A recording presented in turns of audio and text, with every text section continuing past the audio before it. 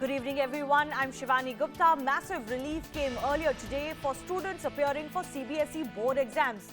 After days of sustained complaints from students and parents alike amidst the second COVID wave, the Prime Minister earlier today held a meeting with the Education Minister, and finally a call was taken to provide some relief to students. Remember, lakhs and lakhs of them. So Class 10 board exams have been cancelled altogether, and now an internal assessment will be done.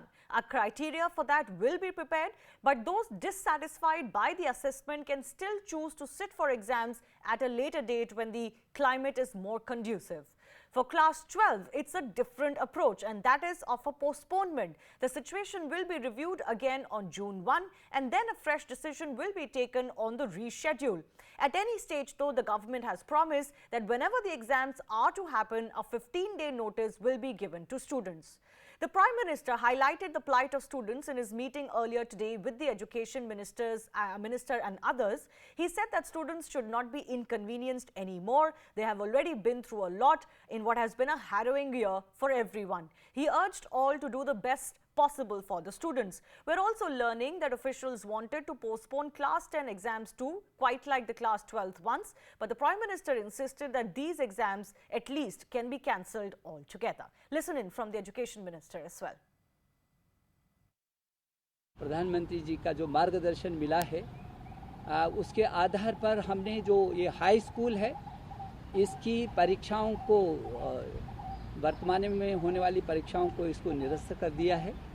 अब इनको पदोन्नत करेंगे, promote करेंगे, लेकिन उसका एक system तैयार करेंगे। जहां तक इंटरमीडिएट का सवाल है, ये 12वीं की जो छात्र हैं इसको अभी स्थगित किया है।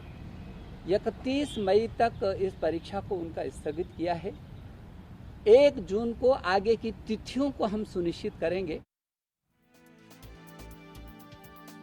So the question we're asking today, with the CBSE taking all concerns on board, is this the best solution that was possible for now?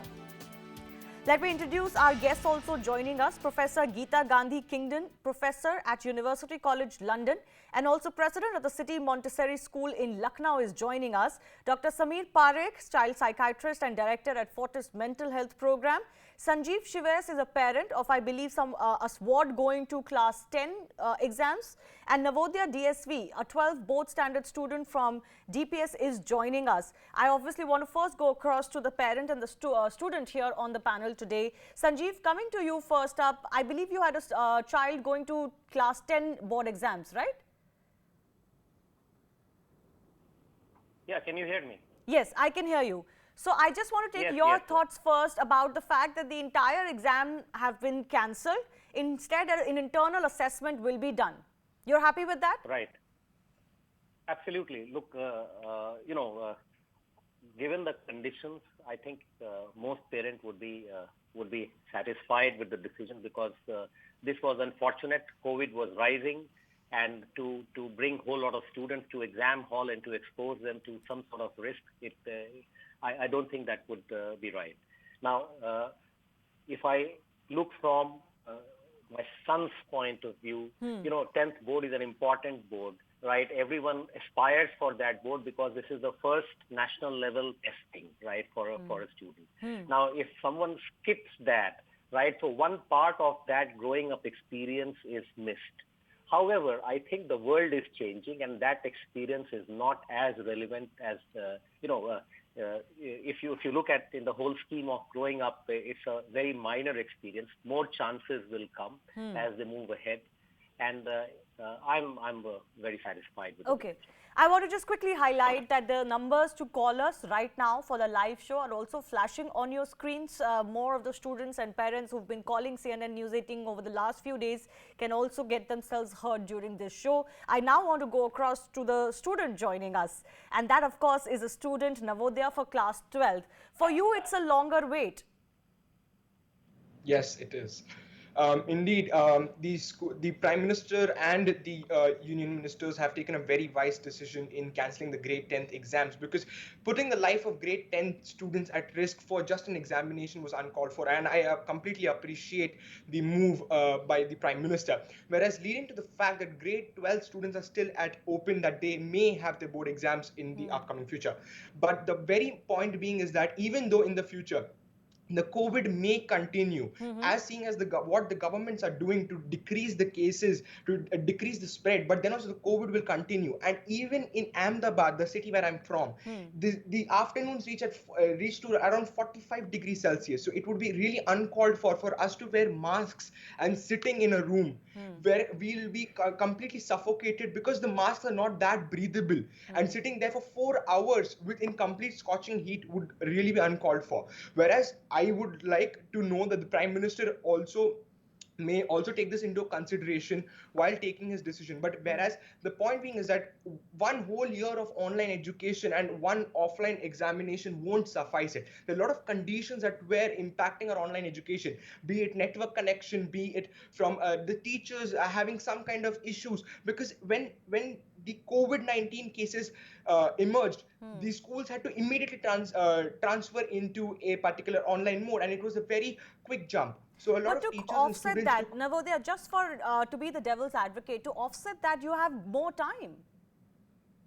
Yes, but the very point being is that the online education, I may be privileged enough that I have a network connection and a mobile device to attend the classes. But what about those students who don't have it? A lot of students have moved out of the cities for their other houses in the other cities, and they have to come back, or they have to go to another place for board exams. And is it really justified for putting nearly lakhs and lakhs of people in a particular place to have a board exam which can be conducted in an assignment-based board exam? Okay, so you're saying that for class 12th also there should be some alternative marking system. Can I bring in Professor Geeta here? Many educationists feel that at least for class 12, there is, at this stage, first of all, no need to do away with the exams completely. We can still wait and watch. And secondly, they feel that these kind of exams are necessary because this is the best way to evaluate the students. A lot of their university admissions and future career options depend on how well they do here. So therefore, even students, many may prefer to sit for exams that they can properly prepare for. Your thoughts on why you think the government did not choose to do some other assessment for class 12? The government has taken a very good, wise decision to postpone the exam of grade 12. At the moment, the situation of corona is so delicate that it was an absolutely correct and needed decision. Now, let's come to the issue of, whether grade 10 exams should have been cancelled rather than, should have been cancelled or postponed. I think that this particular batch of children who are going through the grade 10s at this year, I think they may be quite disadvantaged later on. A whole batch, a whole year of children, I think they may have, people who are later on employers and so forth who would disadvantage them for the fact that they do not have that particular certification. Even for class 10, you're saying? For class 10 as well. Now, so I think that what might be more prudent is to definitely not put anybody's lives at risk. One should postpone the exam, both for grade 10 and for grade 12. Take a view in 2 months' time and then reassemble. And in the meantime, I think it's important to have a plan B. In case the coronavirus continues, the infection rates continue to be high, it is better that right from now, boards prepare appropriate exam papers such that they can be taken online. And there are GRE exams, etc., that are conducted in that fashion. So I think it is absolutely possible that exam boards prepare question papers in the mode so that there is a plan B that can be put into effect should the corona situation continue to be problematic. Okay.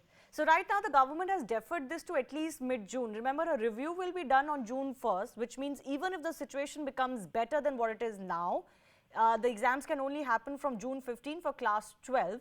I think they must have also kept into account that because we have started fighting the second wave on a war footing now, generally the waves last for a certain amount of period. There are assessments already made of when this peak will be achieved and when the cases will start coming down. We'll have to wait and see. But I have my first caller on the show. Ria is joining us from Mysuru. Please go ahead. Hi, good evening. I just wanted to say that whether the children are from CBSE or ICSE or state syllabus, it would have been great if there was one unanimous decision and one single announcement on the board exams cancellation, because it's causing more anxiety with the different boards. Like CBSE is done now, children are waiting for the ICSE and the state boards to announce. Okay, Ria, you're the parent of a ward awaiting exams? Yes, my daughter's writing her 10th this year. She is doing her ICSE. Okay, of course, more announcements from boards are likely to happen. They haven't quite yet happened. We hope that they do. Ria, thanks a lot for calling in. We've got M.N. Naidu calling in from Hyderabad. I am told, Mr. Naidu, you're a principal of a school yourself. Yes, that's right. Please go ahead. Yeah, so, I'm really very happy because I'm not only a principal, but I'm also a teacher. And I've seen the pain and the burden the children have gone through and the parents have gone through, because nothing is more accessible and, a better way of teaching than a physical class. Zoom is only one means of teaching. And many of the children, they have a network problem. They're not well connected. The lessons cannot be taught, even though the syllabus are reduced. So I really am thankful to the Prime Minister to have taken such a bold decision. And he's taken such a... See, after all, an exam is not a route to success. There are many people who think out of the box and become successful. So I would not consider an exam to be a yardstick for measuring whether it's 10 GPA or 9 GPA and all. So 12th, yes, because 12th have to go in for serious admissions, serious examinations, the career decision, and so on and so forth. 10th is, after all, just another exam which we call it a board or whatever it is, and then children are graded and compared, and parents, take a yardstick in measuring how intelligent one child is to other. Yeah. That's not fair, because people are, multi-talented, children are multi-talented, they grow up in different fields, and I feel that this is the right decision. I'm totally with the Prime Minister, I'm totally with him, and with CBSE for have taken such a big and bold decision. All right, M.N. Naidu, thanks a lot for joining us.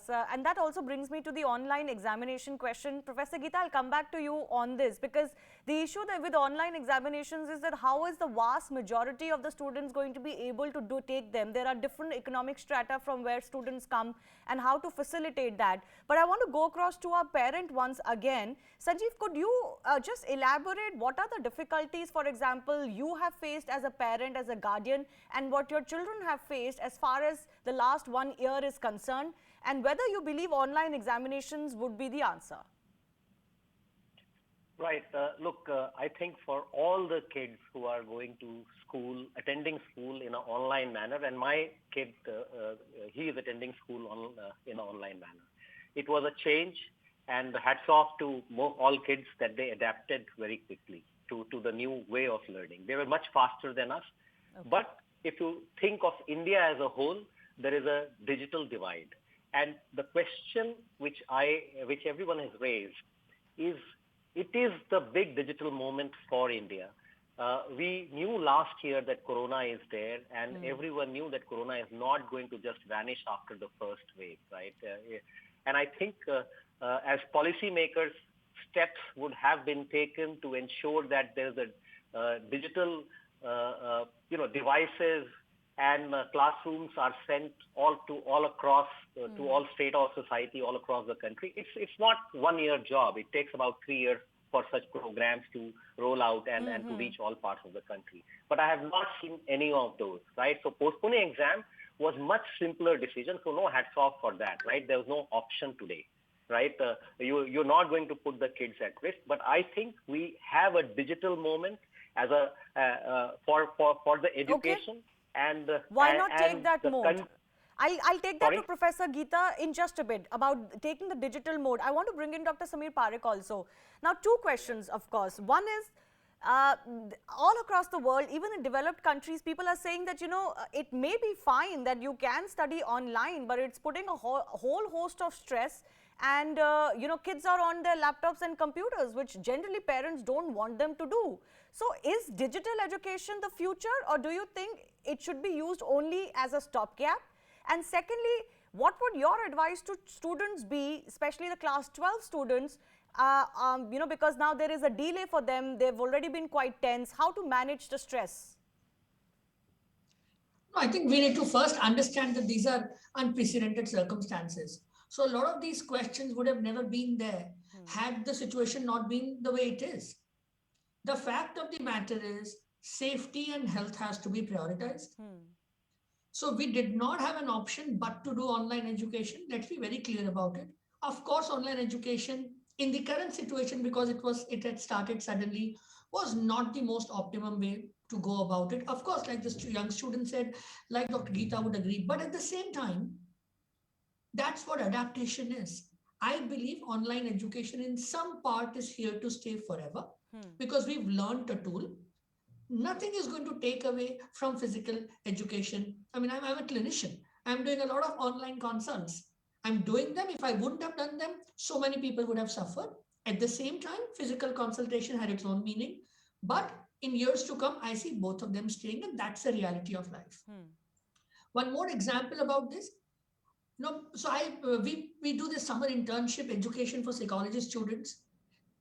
Typically, we would have a few hundred students who are able to appear physically. Last year, we had 25,000 children who took part in it.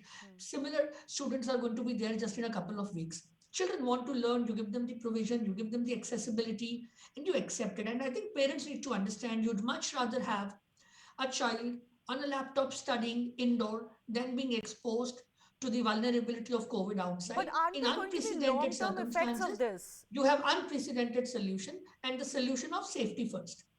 To the second part of your question to 12th grade students, my first thing for all of you is, it's a level playing field. Please don't forget it. Every 12th class student is in the same boat. There's an equalizer out here. So all of you would be told, let's say around June 1st, what's happening next? What can you do? You focus upon, which is internal locus. Keep studying. You study like your exam is on 1st June. Continue to put in the effort. Extra studies would always benefit you. At the same time, when they announce it, be prepared so that you don't feel the time was less. You don't preempt that what if it goes more, what if it goes less, or what will happen later on. Don't think about things not in your control. Continue to be positive. And that's the way about it. And I'll just add one more bit, and this is though on 10th. I'm a firm believer of internal evaluation in any case. A 1 year spent with a teacher is a far better benchmark than a cross-section of an exam. So the more we understand the importance of internal evaluations, it will be a good thing.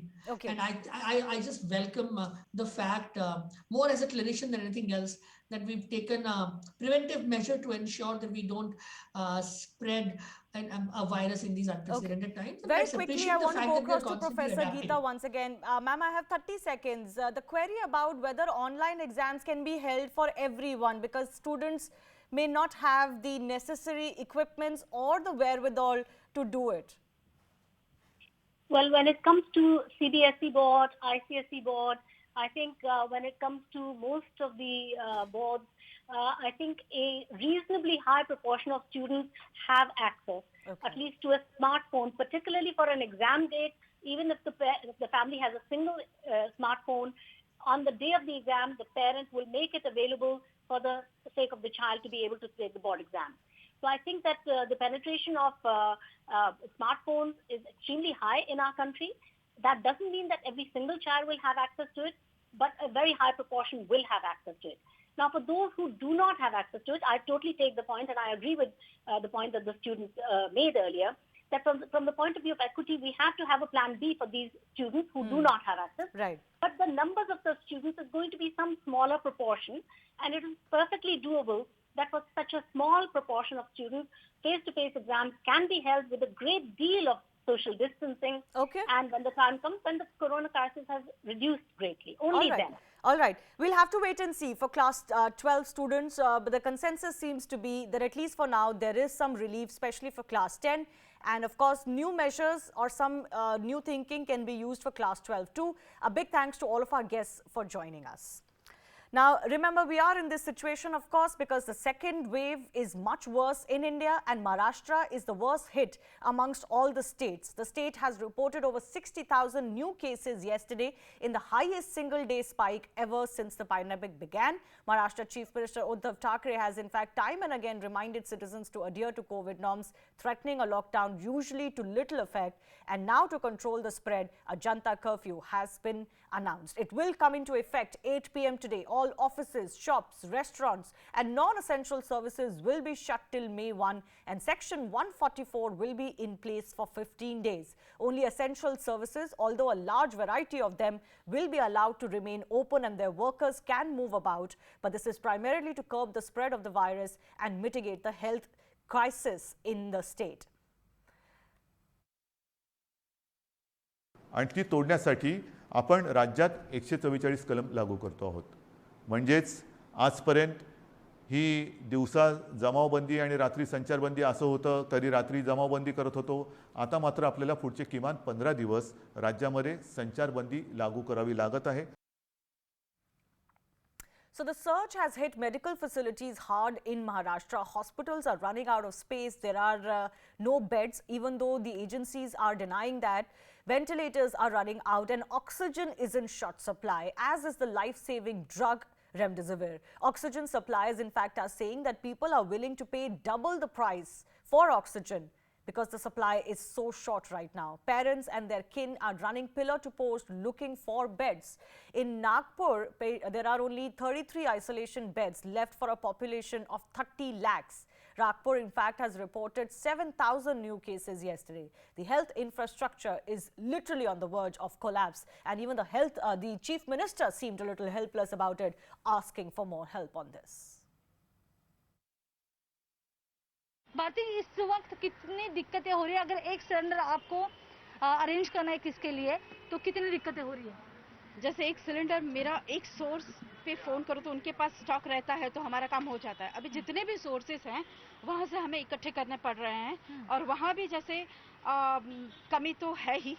और जो demand है, मतलब हमसे customer कह रहे हैं कि आप डबल प्राइस ले लो, बट प्लीज हमें सिलेंडर प्रोवाइड करो. अच्छा, इतनी कमी अब से शुरू हुई है. ये कितने दिनों से सिनेरियो चल रहा है? नहीं, ये लास्ट 2 दिन से बहुत ज्यादा है. उसके पहले तक ठीक था. फिर भी अगर हम बात करें अस्पताल के और लोगों की, तो कितने कॉल्स ऑक्सीजन को लेकर आपको आते हैं? 15 to 20 calls directly from customers. और हॉस्पिटल्स ने भी अभी शुरू किए हैं. जैसे उनके जो रेगुलर सप्लाई थे शायद उनके पास नहीं है, तो now they have started hunting from other sources like us. This is why Chief Minister Uddhav Thackeray, in fact, requested Prime Minister Narendra Modi last night in his address to deploy armed forces to expedite the supply of oxygen to the state. The situation is so dire, there is also a testing backlog in Maharashtra, with labs under tremendous stress due to the incessant rise in COVID numbers. Quite like Maharashtra, there is a concern that is emerging from Chhattisgarh, and quite like in Maharashtra, nobody seems to know why it is now the worst affected after Maharashtra. Maharashtra, of course, has gone for something that can be called a diluted lockdown, and the big question now is if the second worst affected state in the second COVID wave will also go for a lockdown soon. Will it have to? Chhattisgarh today reported 15,121 cases, the highest since the pandemic began. The recovery rate is dismal in Chhattisgarh, 75.8%, the worst in the country. What is more worrying is the fact that the positivity rate in Chhattisgarh has now spiked to 28% from 20%, which is the highest in the country, worse than Maharashtra. Compare that with Maharashtra, which is of course a positivity rate of 25%. So this is Chhattisgarh. You will see that in the mid-February, they were reporting hardly 200 cases. But today, it is 11,504 cases. And the average daily RT-PCR share is roughly 28 to 30%. So this is again an instance where a ramping up of RT-PCR abilities or test capacities is needed. Weekly positivity in case of Chhattisgarh is increasing from 1.5%, it has increased to 27.95, almost 28%. So those are some of the worrying numbers when it comes to Chhattisgarh. Now the questions that are being asked is why this spike? There is no Kumbh Mela happening in the state. It has also not seen any elections that have just happened or are happening. The state's population is 3 crores compared to Maharashtra, which is nearly 12 crores. Chhattisgarh does not even have a huge migrant population. So is COVID mismanagement really why the state is doing so badly? And now questions are being raised if they were a little lackadaisical. The state's capital, Raipur, was the first city to go into lockdown. In fact, in 2021, it reported its highest ever single-day surge with more than 4,100 new COVID-19 cases, overtaking countries like UK, UAE, Mexico, South Africa, Israel and others. A city with a population of 11 lakh versus all of these countries. So this is the big question that is being raised as far as Chhattisgarh is concerned. Let's also go across to my colleague Devrat Bhagat, who's joining us from our News 18 Chhattisgarh team. Devrat, Chhattisgarh में इतनी बुरी हालत कैसे हो गई है? ये सबसे बड़ा सवाल बन रहा है। बहुत बड़ा प्रदेश भी नहीं है, बहुत ज़्यादा पॉपुलेशन भी नहीं है और अभी फरवरी तक नंबर्स बहुत अच्छे थे, तो सडनली क्या हो गया?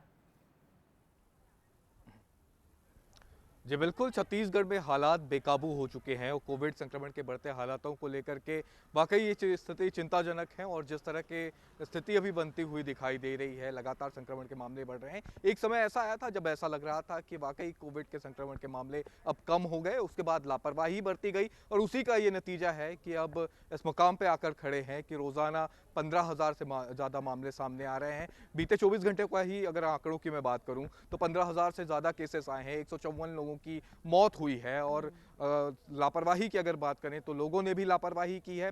हालांकि सरकार का ये भी कहना है कि जिस तरह से कोविड के बाद रियायतें दी गई लॉकडाउन के बाद, उसका ये नतीजा रहा है। आरोप ये भी लग रहे हैं विपक्ष की ओर से कि छत्तीसगढ़ में एक क्रिकेट टूर्नामेंट का आयोजन हुआ था, उसकी वजह से संक्रमण फैला है। हालांकि कई सारी बातें ज़रूर हैं, लेकिन उन प्रदेशों में क्योंकि दूसरे नंबर पे भी छत्तीसगढ़ है, महाराष्ट्र के बात है, डेथ रेशियो बढ़ चुके हैं और क्योंकि संक्रमण तो है ही, लेकिन इसके बावजूद अगर डेथ रेशियो की बात करें तो वो भी लगातार बढ़ रहे हैं और ये अभी फिलहाल सरकार के लिए सबसे ज्यादा चिंताजनक है। हालांकि सरकार की तरफ से ये बिल्कुल कहा जा रहा है कि हम तमाम व्यवस्थाएं later as well, because Maharashtra has done what it has done. It has become the first state to do so. Will Chhattisgarh have to follow suit? That's all the time we have for today. Thanks a lot for watching.